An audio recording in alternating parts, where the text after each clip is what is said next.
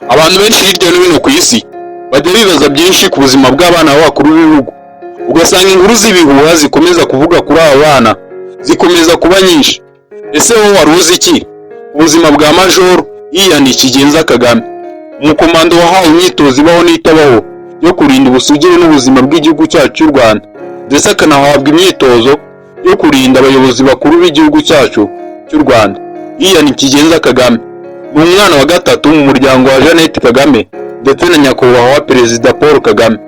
Ian Kagame ni umwe mu bakomando bahawe imyitozo ibaho n'itabaho yo kurinda ubusugire n'ubuzima bw'igihugu cyacu cy'u Rwanda, akaba umwe mu basore bavukiye mu muryango ufite amateka akomeye cyane hano ku mugabane wa Afurika. Ndavuga nyakubahwa Perezida Paul Kagame ndetse na Jeannette Kagame. Ian Kagame yavutse mu mwaka w'1996, avukira i Kigali mu Rwanda hari tariki ya 18 Gashyantare. Uyu ni umusore wakuze abona igihugu cyiyubaka nyuma y'amateka mabi igihugu cyari kivuyemo ya Jenoside yakorewe Abatutsi muri Mata mu mwaka w'1994. Yatangiriye amashuri abanza kuri Green Hills Academy, kikaba kimwe mu bigo bikomeye cyane hano mu Rwanda. Nyuma yo gusoza amashuri y'abanza yakomereje amashuri yisumbuye muri Deufield Academy. Iki ni ikigo giherereye muri Leta Zunze Ubumwe za Amerika, kikaba kimwe mu bigo bizwiho gutegura abanyeshuri bagiye kwinjira muri za kaminuza zo ku rwego rwo hejuru hirya no hino ku isi. Mu gusoza amasomo ye muri iki kigo, yahise akomereza amasomo ye muri imwe muri kaminuza zikomeye cyane muri Leta Zunze Ubumwe za Amerika. Iyi ni kaminuza ya Williams College. Akigera muri iyi kaminuza ya Williams College yakomeje kwitwara neza, bityo rero byatumye bamugira umwe mu bakapiteni bimwe mu mikino ikinirwa muri iki kigo. Aha ndavugamo ruhago, atletism ndetse n'indi mikino ngororamubiri itandukanye. Mu gukomeza kwiga muri iki kigo byatumye akomeza kugira amanota meza, maze aza kuva muri iki kigo ahawe impamyabushobozi cyangwa se impamyabumenyi ya Masters mu bijyanye n'ubukungu in Economics. Mu mwaka w'2022 Ian Kigenza Kagame yinjiye mu ishuri rya Royal Military Academy. Iri ni ishuri riherereye mu gihugu cy'Ubwongereza, rikaba rimwe mu mashuri azwiho gutanga amasomo ya gisirikare akarishye ku rwego rwo hejuru. Rimwe mu mashuri azwiho kurera abakomando bahabwa imyitozo ibaho n'itabaho yo kurinda ubusugire bw'ibihugu byabohereje ndetse no kurinda umutekano w'abayobozi bakuru b'ibihugu. Muri iri shuri, umunyeshuri wizwe muri iri shuri aba yarahawe imyitozo ibaho n'itabaho, imyitozo yo kurinda abayobozi bakuru b'ibihugu ndetse n'imyitozo itandukanye mu bijyanye n'ubutasi n'andi masomo atandukanye ajyanye n'igisirikare.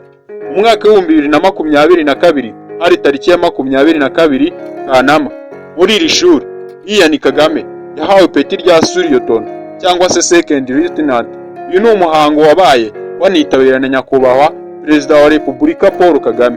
Ian Kagame nyuma yo guhabwa ipeti rya Sultan yahise yinjira mu ngabo z'igihugu cy'u Rwanda RDF, Rwanda Defense Force, maze kubera kwitwara neza kwe, gukomeza kubaha abayobozi ndetse no kugira indangagaciro z'umusirikare mwiza, byatumye azamurwa mu ntera, maze mu mwaka w'2023 ahabwa ipeti rya kapiteni.